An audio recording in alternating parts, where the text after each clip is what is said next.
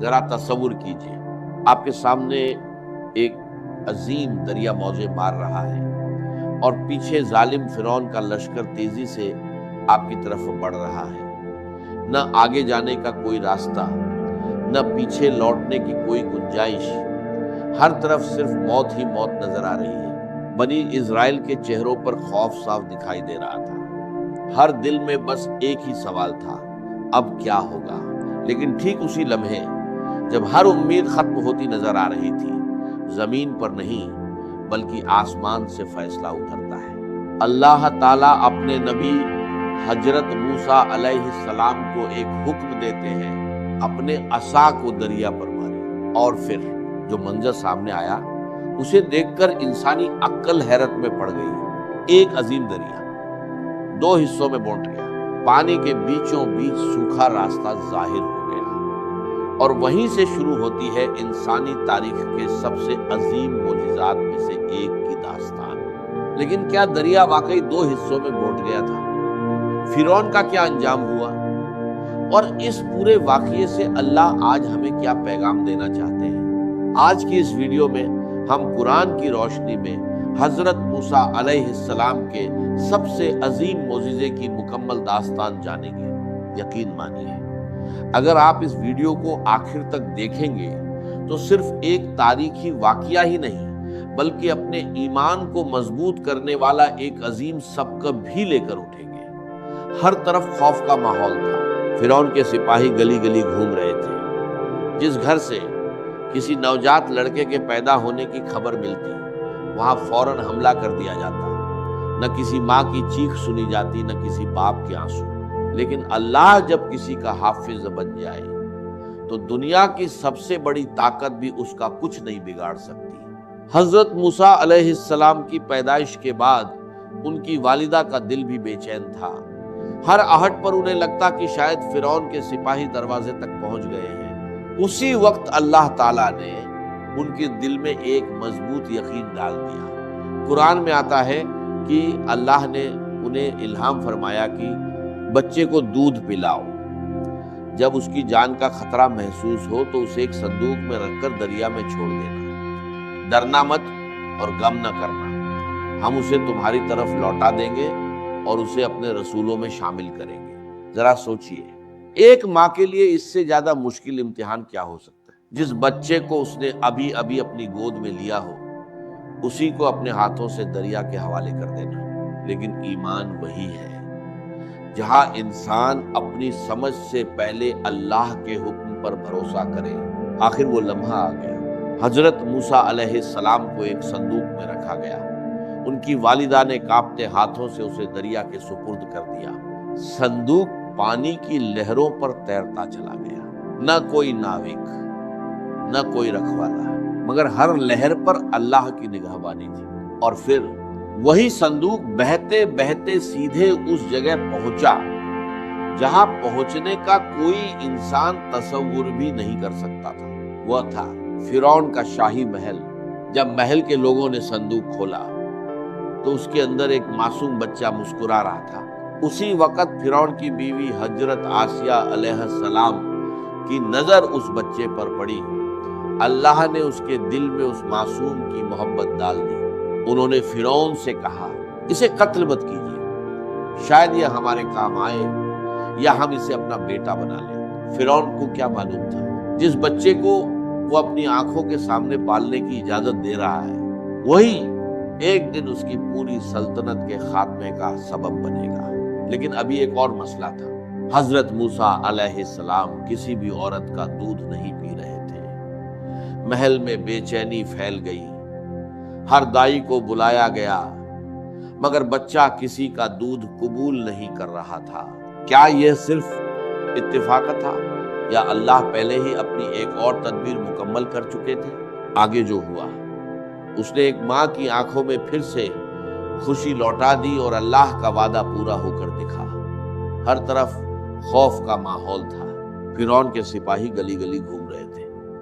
جس گھر سے کسی نوجات لڑکے کے پیدا ہونے کی خبر ملتی وہاں فوراً حملہ کر دیا جاتا، نہ کسی ماں کی چیخ سنی جاتی، نہ کسی باپ کے آنسو۔ لیکن اللہ جب کسی کا حافظ بن جائے تو دنیا کی سب سے بڑی طاقت بھی اس کا کچھ نہیں بگاڑ سکتی۔ حضرت موسیٰ علیہ السلام کی پیدائش کے بعد ان کی والدہ کا دل بھی بے چین تھا۔ ہر آہٹ پر انہیں لگتا کہ شاید فرعون کے سپاہی دروازے تک پہنچ گئے ہیں۔ اسی وقت اللہ تعالیٰ نے ان کے دل میں ایک مضبوط یقین ڈال دیا۔ قرآن میں آتا ہے کہ اللہ نے انہیں الہام فرمایا کہ بچے کو دودھ پلاؤ۔ جب اس کی جان کا خطرہ محسوس ہو تو اسے ایک صندوق میں رکھ کر دریا میں چھوڑ دینا، ڈرنا مت اور غم نہ کرنا، ہم اسے تمہاری طرف لوٹا دیں گے اور اسے اپنے رسولوں میں شامل کریں گے۔ ذرا سوچئے، ایک ماں کے لیے اس سے زیادہ مشکل امتحان کیا ہو سکتا ہے؟ جس بچے کو اس نے ابھی ابھی اپنی گود میں لیا ہو، اسی کو اپنے ہاتھوں سے دریا کے حوالے کر دینا۔ لیکن ایمان وہی ہے جہاں انسان اپنی سمجھ سے پہلے اللہ کے حکم پر بھروسہ کرے۔ آخر وہ لمحہ آ گیا۔ حضرت موسیٰ علیہ السلام کو ایک صندوق میں رکھا گیا۔ ان کی والدہ نے کانپتے ہاتھوں سے اسے دریا کے سپرد کر دیا۔ صندوق پانی کی لہروں پر تیرتا چلا گیا۔ نہ کوئی ناوک، نہ کوئی رکھوالا، مگر ہر لہر پر اللہ کی نگہبانی تھی۔ اور پھر وہی صندوق بہتے بہتے سیدھے اس جگہ پہنچا جہاں پہنچنے کا کوئی انسان تصور بھی نہیں کر سکتا تھا۔ وہ تھا فرعون کا شاہی محل۔ جب محل کے لوگوں نے صندوق کھولا تو اس کے اندر ایک معصوم بچہ مسکرا رہا تھا۔ اسی وقت فرعون کی بیوی حضرت آسیہ علیہ السلام کی نظر اس بچے پر پڑی۔ اللہ نے اس کے دل میں اس معصوم کی محبت ڈال دی۔ انہوں نے فرعون سے کہا، اسے قتل مت کیجیے، شاید یہ ہمارے کام آئے یا ہم اسے اپنا بیٹا بنا لیں۔ فرعون کو کیا معلوم تھا جس بچے کو وہ اپنی آنکھوں کے سامنے پالنے کی اجازت دے رہا ہے وہی ایک دن اس کی پوری سلطنت کے خاتمے کا سبب بنے گا۔ لیکن ابھی ایک اور مسئلہ تھا۔ حضرت موسیٰ علیہ السلام کسی بھی عورت کا دودھ نہیں پی رہے تھے۔ محل میں بے چینی پھیل گئی۔ ہر دائی کو بلایا گیا مگر بچہ کسی کا دودھ قبول نہیں کر رہا تھا۔ کیا یہ صرف اتفاق تھا یا اللہ پہلے ہی اپنی ایک اور تدبیر مکمل کر چکے تھے؟ آگے جو ہوا، اس نے ایک ماں کی آنکھوں میں پھر سے خوشی لوٹا دی اور اللہ کا وعدہ پورا ہو کر دکھا۔ شاہی محل میں بے چینی بڑھتی جا رہی تھی۔ حضرت موسیٰ علیہ السلام کسی بھی دائی کا دودھ قبول نہیں کر رہے تھے۔ فرعون کے محل میں رہنے والے لوگ پریشان تھے۔ اگر بچہ دودھ ہی نہ پیے تو اس کی جان کیسے بچے گی؟ لیکن جس بچے کی حفاظت کا ذمہ خود اللہ نے لیا ہو، اس کی پرورش کا انتظام بھی وہی کرتا ہے۔ اسی دوران حضرت موسیٰ علیہ السلام کی بہن دور سے یہ سب منظر دیکھ رہی تھی۔ اللہ کے حکم سے وہ چپ چاپ صندوق کے پیچھے پیچھے آئی تھی تاکہ اپنے چھوٹے بھائی کی خبر لے سکے۔ جب انہوں نے دیکھا کہ محل والے پریشان ہیں تو آگے بڑھ کر بولی، کیا میں آپ کو ایسی عورت کا پتہ بتاؤں جو اس بچے کی پرورش بہت اچھی طرح کر سکتی ہے؟ محل کے لوگوں نے فوراً ان کی بات مانی۔ وہ عورت کوئی اور نہیں بلکہ حضرت موسیٰ علیہ السلام کی اپنی والدہ تھی۔ جیسے ہی انہوں نے اپنے بیٹے کو گود میں لیا، حضرت موسیٰ علیہ السلام نے فوراً دودھ پینا شروع کر دیا۔ محل کے لوگ بہت خوش ہوئے۔ انہیں کیا معلوم تھا کہ جس عورت کو وہ مزدوری دے کر بچے کی پرورش کے لیے بلا رہے ہیں وہ اسی بچے کی اصلی ماں ہے۔ اس طرح اللہ کا وہ وعدہ پورا ہوا جسے انہوں نے پہلے ہی فرما دیا تھا کہ ہم اس بچے کو تمہاری طرف واپس لوٹا دیں گے۔ ذرا غور کیجیے، فرعون چاہتا تھا کہ موسیٰ علیہ السلام پیدا ہوتے ہی قتل کر دیے جائیں، لیکن اللہ نے ایسا انتظام کیا کہ وہی بچہ فرعون کے محل میں پلا اور اس کی پرورش کا خرچ بھی فرعون ہی اٹھاتا رہا۔ یہی اللہ کی تدبیر ہے۔ جب وہ فیصلہ کر لے تو دنیا کی کوئی طاقت اسے بدل نہیں سکتی۔ سال گزرتے گئے، حضرت موسیٰ علیہ السلام جوان ہو گئے۔ اللہ نے انہیں حکمت، علم اور مضبوط جسم عطا فرمایا۔ وہ ظلم کو دیکھ کر خاموش نہیں رہ سکتے تھے۔ پھر ایک دن ایک ایسا واقعہ پیش آیا جس نے ان کی زندگی کا رخ ہمیشہ کے لیے بدل دیا۔ انہوں نے دیکھا کہ ایک قبطی آدمی بنی اسرائیل کے کمزور شخص پر ظلم کر رہا ہے۔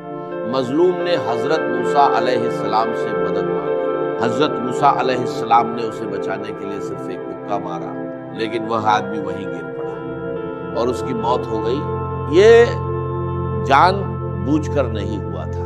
حضرت موسیٰ علیہ السلام کو فوراً اپنی بھول کا احساس ہوا۔ انہوں نے اللہ کے سامنے توبہ کی اور دعا کی، اے میرے رب، میں نے اپنے اوپر ظلم کیا ہے، مجھے معاف فرما دے۔ اللہ نے ان کی توبہ قبول فرما لی، لیکن اب مصر میں ایک نئی ہلچل شروع ہو چکی تھی۔ فرعون کے دربار میں خبر پہنچ گئی کہ ایک قبطی مارا گیا ہے اور الزام حضرت موسیٰ علیہ السلام پر ہے۔ اب فرعون نے ایک نیا حکم دیا، موسیٰ کو گرفتار کرو اور قتل کر دو۔ کیا حضرت موسیٰ علیہ السلام فرعون کے ہاتھ لگ گئے، یا اللہ نے ان کے لیے ایک اور ایسا راستہ بنایا جس کی کسی نے کلپنا بھی نہیں کی تھی؟ یہیں سے ان کی زندگی کا ایک نیا اور بے حد اہم دور شروع ہوتا ہے۔ مصر کی گلیوں میں ایک عجیب بے چینی پھیل چکی تھی۔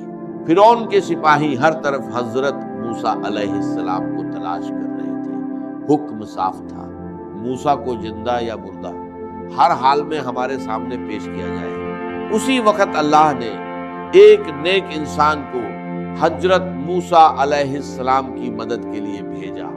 وہ تیزی سے دوڑتے ہوئے آئے اور گھبرائی ہوئی آواز میں بولے، اے موسیٰ، دربار کے لوگ آپ کے قتل کا مشورہ کر رہے ہیں، فوراً یہاں سے نکل جائیے، میں آپ کا خیر خواہ ہوں۔ یہ سنتے ہی حضرت موسیٰ علیہ السلام بنا دیر کیے مصر چھوڑ کر نکل پڑے۔ نہ کوئی سامان، نہ کوئی لشکر، نہ کوئی ساتھی، صرف اللہ پر مکمل توکل۔ سفر بہت لمبا تھا، تپتا ہوا ریگستان، تیز دھوپ، بھوک، پیاس اور تھکان۔ لیکن جب انسان اللہ کے لیے نکلتا ہے تو اللہ اس کے لیے ایسے راستے کھول دیتا ہے جن کا وہ تصور بھی نہیں کر سکتا۔ کئی دنوں کے سفر کے بعد حضرت موسیٰ علیہ السلام مدین پہنچے۔ وہاں ایک کنواں تھا جہاں بہت سے چرواہے اپنے جانوروں کو پانی پلا رہے تھے۔ اسی بھیڑ سے تھوڑا دور دو نوجوان خواتین اپنے ریوڑ کو روکے کھڑی تھیں، وہ آگے نہیں بڑھ پا رہی تھیں۔ حضرت موسیٰ علیہ السلام ان کے پاس گئے اور نرمی سے پوچھا، تم دونوں یہاں کیوں کھڑی ہو؟ انہوں نے جواب دیا، جب تک یہ سارے چرواہے واپس نہیں چلے جاتے ہم اپنے جانوروں کو پانی نہیں پلا سکتے، اور ہمارے والد بہت بوڑھے ہیں۔ یہ سنتے ہی حضرت موسیٰ علیہ السلام آگے بڑھے۔ انہوں نے اکیلے ہی ان کے جانوروں کے لیے پانی نکالا اور بنا کسی بدلے کی امید کے ان کی مدد کی۔ کام ختم ہوا تو وہ ایک درخت کے سائے میں بیٹھ گئے۔ وہاں انہوں نے اللہ سے ایک ایسی دعا کی جو آج بھی ہر مسلمان کے دل کو سکون دیتی ہے، اے میرے رب، تو جو بھی بھلائی میری طرف اتارے میں اس کا بے حد محتاج ہوں۔ یہ دعا ابھی ختم ہی ہوئی تھی کہ ان دونوں خواتین میں سے ایک شرمو حیا کے ساتھ ان کے پاس آئی اور بولی، میرے والد آپ کو بلا رہے ہیں تاکہ آپ نے ہماری جو مدد کی ہے اس کا بدلہ آپ کو دے سکے۔